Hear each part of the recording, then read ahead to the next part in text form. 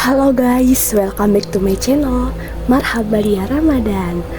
Selamat berpuasa bagi yang menjalankan ibadah puasa guys. Jadi di video kali ini aku mau cerita horor lagi guys. Kalian masih inget gak cerita horor aku yang waktu tahun lalu? Sesuai janjiku kemarin, jadi hari ini aku mau bacain 3 cerita horor dari adik kelas dan juga teman aku guys. Oke, kita mulai aja cerita horor yang pertama ya. Di sini aku pakai cetannya ada di HP adik aku, jadi aku mau bacain dari Dek Pritasya. Aku baca ya guys. Kata Dek Pritasya, ini ada 2 cerita. Jadi yang pertama, cerita yang pertama itu sebentar. Waktu aku ke kamar mandi jam 12 malam.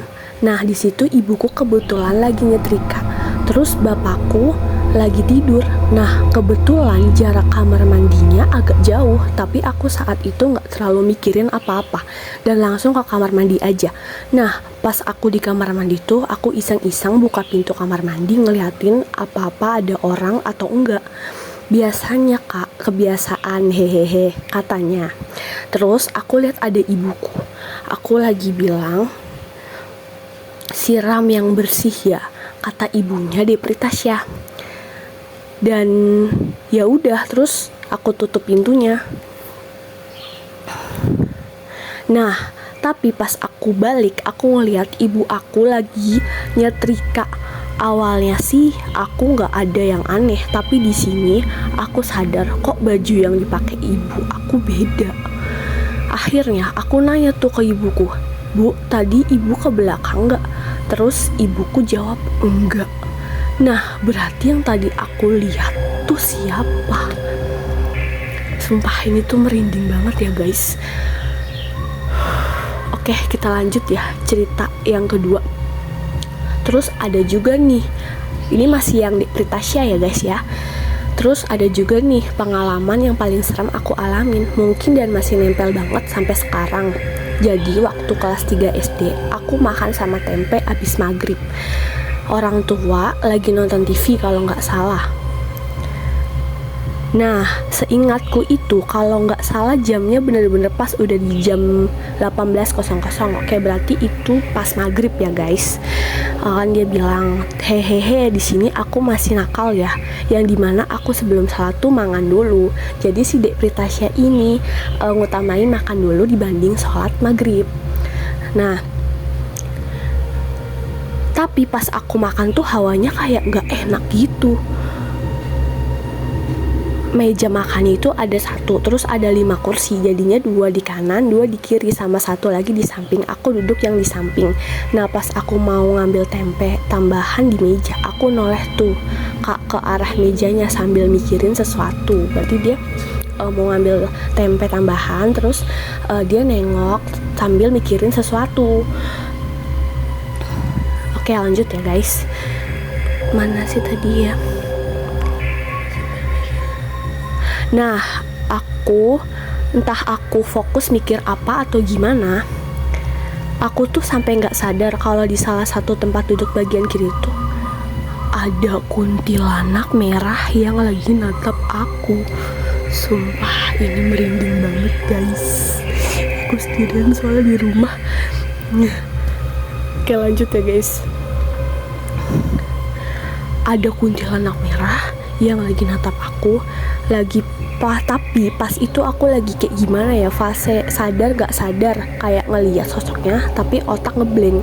Aku sempet ngeliat tapi kayak ya udah langsung makan. Tapi pas aku sadar kalau ada kuntilanak merah, oh jadi dia itu ngeliat tapi otak dia tuh ngeblank, kayak ini tuh bener atau enggak gitu. Kalian ngalamin yang sama gak sih kayak Dek Pritasya ini? Coba komen di bawah ya. Pasti kan orang kalau melihat sesuatu yang di luar nalar, pasti kan kayak diem dulu gitu, kayak merasa terhipnotis ya kan guys.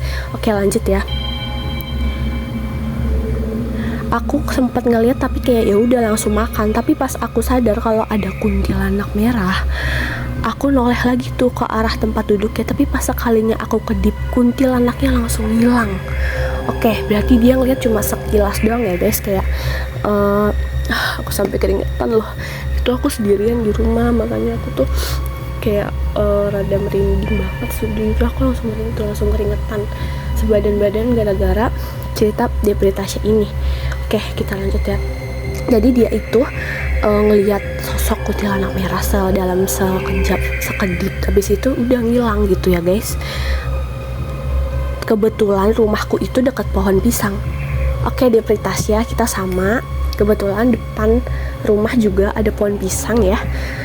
Emang pohon pisang itu tempatnya pocong katanya ya guys. Cuma wallahualam, aku nggak tahu. Tapi katanya, kata orang, kebanyakan orang begitu ngomong. Aku merinding sumpah deh, aku sendiri di rumah. Oke, kita lanjut ya.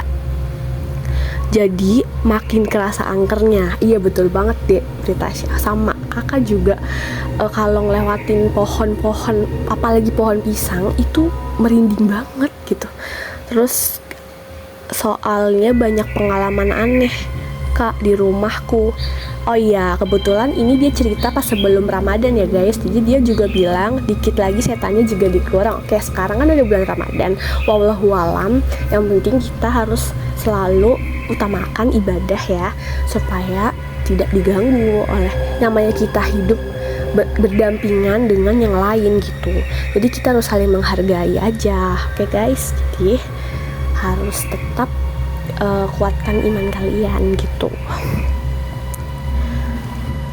Kakak tahu nggak, kadang-kadang kalau malam aja itu ada yang teriak loh pas tidur. Aduh, ini kayak merinding banget ya. Dia mau tidur tapi ada yang teriak gitu kan, diganggu gitu. Kalian ada yang sama nggak sih kalau tidur itu pasti kayak bingung mau ngadep mana, ngadep tembok takut gitu, terus ngadep ini takut. Jadi lebih baik tuh muka tuh ditaruh di bantal aja gitu, kayak tak gitu guys. Kalau aku tuh kadang gitu, aku tutupin boneka mukaku gitu, karena ya merinding gitu. Oke, kita lanjut lagi ya guys. Bentar.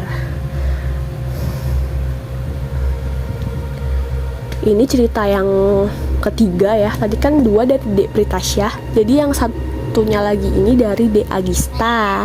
Halo De Agista, makasih ya sudah mau menceritakan. Juga makasih untuk Depree Tasya sudah mau menceritakan. Jadi yang ketiga ini ada kata De Agista itu. Jadi gini ceritanya. Bapakku abis pulang kerja sekitar jam 11 malam. Tepatnya itu di hari Jumat. Nah, pas lagi di jalan bapakku kaget, di situ ada kuntilanak, dan kata bapakku kuntilanak itu bau bangke. Tapi kuntilanaknya itu dia diem, nggak ngapa-ngapain. Selagi bapakku masih kuat imannya ya jadi B aja. Ini cerita yang pertama dari De Agista ya. Jadi bapaknya itu lagi